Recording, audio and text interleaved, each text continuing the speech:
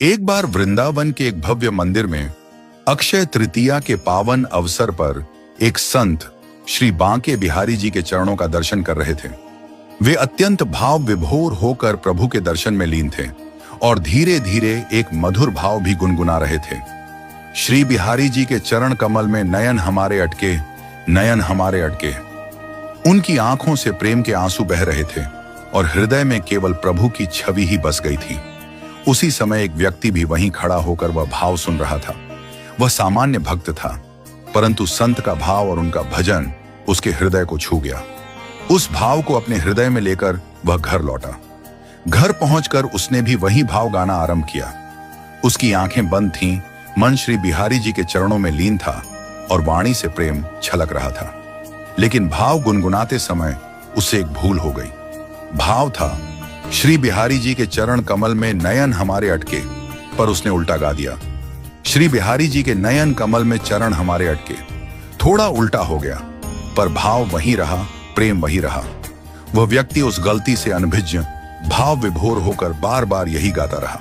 उसका मन इतना रमा कि उसके रोम रोम में भक्ति की तरंगें उठने लगी। अब सोचिए, वास्तव में भक्त के नयन भगवान के चरणों में अटकने चाहिए, पर यहां भक्त ने अपने ही चरण भगवान के नयनों में अटका दिए। सामान्य दृष्टि से यह त्रुटि है, परंतु प्रेम की दृष्टि से यह भाव अनमोल था। श्री बांके बिहारी जी ने जब यह अद्भुत प्रेम देखा तो वे स्वयं अपने धाम से उतरकर उसके समक्ष प्रकट हो गए। वह व्यक्ति आश्चर्यचकित था, समझ नहीं पा रहा था कि उसके साथ क्या हो रहा है। भगवान मंद मंद मुस्कुराते हुए बोले, अरे भैया, मेरे एक से बढ़कर एक भक्त हैं, लेकिन तुझ जैसा निराला प्रेमी मिलना बड़ा कठिन है। लोग तो अपने नयन मेरे चरणों में अटकाते हैं, पर तूने तो मेरे ही नयन अपने चरणों में अटका दिए। यह सुनकर वह भक्त रो पड़ा। वह पश्चाताप करने लगा, हे प्रभु, मुझसे भूल हो गई। मैंने आपके नयन कमल कहकर अपने चरण वहां अटका दिए।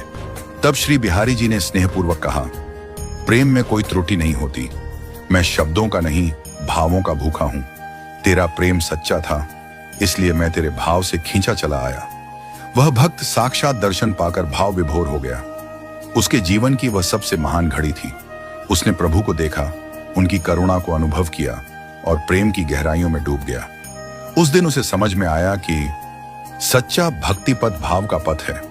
यदि हृदय सच्चा है तो भगवान शब्दों की त्रुटियां नहीं देखते, वे केवल प्रेम देखते हैं। भक्ति केवल मंत्रों, शास्त्रों या सही उच्चारणों की मोहताज नहीं होती। ईश्वर न तो शब्दों के नियमों में बंधे हैं और न ही व्याकरण की शुद्धता में उलझे हैं।